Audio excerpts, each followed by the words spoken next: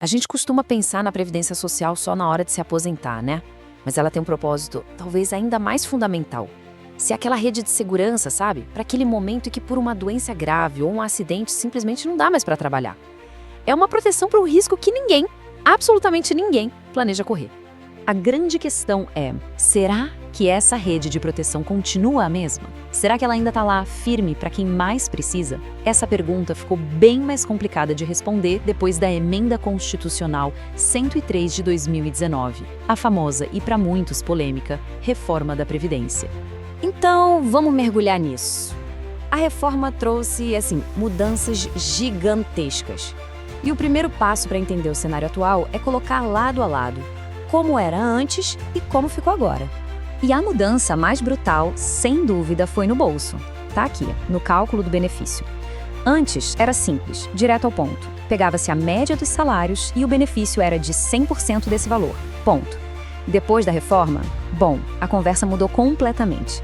O cálculo agora começa lá embaixo, em 60% da média, e para subir um pouquinho, depende de uma nova fórmula. Ok, então como é que funciona essa matemática nova na prática?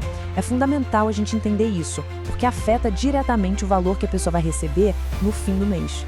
A nova fórmula funciona em 3 passos. Primeiro, pega-se a média de todos os salários de contribuição. O valor do benefício parte de 60% dessa média. Aí vem o acréscimo. Para cada ano que uma mulher contribuiu além de 15 anos, ela ganha mais 2%.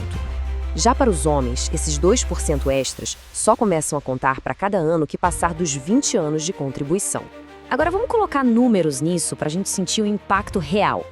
Pensa no exemplo dessa mulher. Salário médio de R$2.000 e 18 anos de contribuição. Antes da reforma, o benefício dela seria de R$2.000. Simples assim.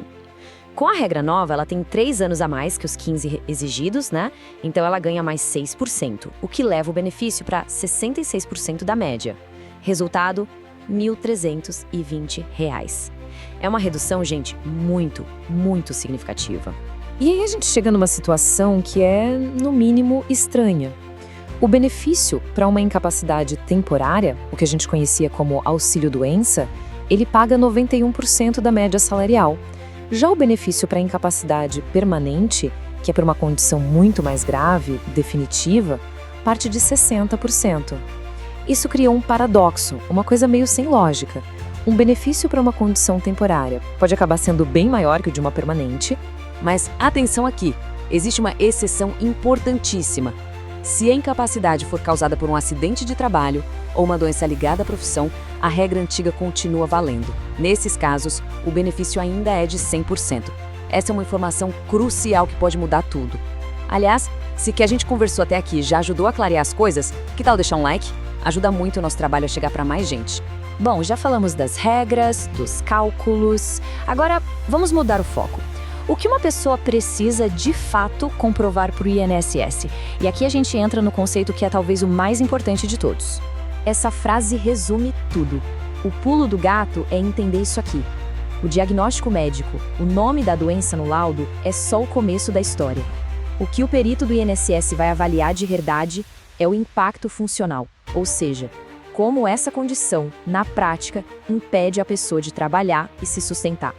E o que o INSS considera como incapacidade? A definição é bem rigorosa. A incapacidade precisa ser total e permanente. E o que isso quer dizer? Quer dizer que a pessoa não tem condições de ser reabilitada para nenhuma outra função que garanta o seu sustento.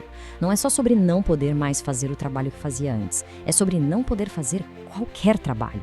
Certo. Entendidas as regras principais, vamos dar uma olhada agora nas exceções e em alguns direitos adicionais que todo mundo deveria conhecer. Primeiro, esse conceito aqui, carência. Falando de um jeito simples, é o número mínimo de contribuições mensais que a pessoa precisa ter para poder pedir um benefício. Para a incapacidade, a regra geral é ter no mínimo 12 contribuições. Mas existem situações onde essa regra não vale. E é muito importante saber quais são essas situações. A lei entende que certas coisas não têm hora para acontecer. Por isso, a carência de 12 meses é dispensada em casos de acidente de qualquer tipo, seja no trabalho ou não, doenças profissionais ou se a pessoa for diagnosticada com uma das doenças consideradas graves pela legislação, como câncer, cegueira, paralisia, entre outras. E tem mais um direito, um extra, pensado para as situações mais severas de todas. É um acréscimo de 25% no valor do benefício. Esse adicional é para aquela pessoa que perdeu sua autonomia, sabe? Que precisa da ajuda constante de outra pessoa para as atividades mais básicas do dia a dia, como se alimentar, se vestir, tomar banho. A lei lista algumas situações, como cegueira total ou paralisia, que dão direito a esse acréscimo, pensado justamente para ajudar a custear esse cuidado permanente. Agora, vamos falar de uma realidade de longo prazo para quem recebe esse benefício, que é a possibilidade de passar por revisões periódicas do governo. Esse processo ficou muito conhecido como pente fino. Apesar do nome, que às vezes assusta um pouco, ele é um programa contínuo do INSS para reavaliar os benefícios por incapacidade. A ideia é simplesmente verificar se a condição que deu origem ao benefício ainda existe. Mas então, quem pode ser chamado para essa revisão? O foco principal é em quem está há mais tempo sem passar por uma perícia. Só que a lei também protege alguns grupos e é muito importante saber disso. Pessoas com mais de 60 anos ou aquelas com 55 anos ou mais que já recebem o benefício há pelo menos 15 anos, por exemplo, estão isentas dessas reavaliações. Então, no fim das contas, depois de tudo isso que a gente viu, qual é o ponto central? A chave de tudo, seja para conseguir o benefício lá no começo, seja para mantê-lo numa revisão do pente fino, é uma só. Ter a prova muito bem documentada, com laudos, exames, tudo certinho, de que a incapacidade para o trabalho é total e permanente. E toda essa discussão nos leva a uma reflexão muito maior, né? Uma pergunta que fica no ar. Como é que um país equilibra a necessidade de ter as contas em dia com o dever de proteger as pessoas mais vulneráveis justamente quando elas não podem mais se sustentar? Essa é a grande questão por trás de todas essas regras. Bom, espero que essa análise detalhada tenha ajudado.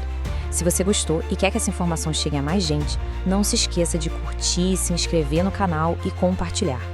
Aqui a gente explora vários outros temas sobre direitos, então sinta-se à vontade para navegar pelos outros vídeos e tirar suas dúvidas. E se for o caso de precisar de ajuda especializada, eu deixei um link de contato na descrição. Muito obrigada pela atenção e até a próxima!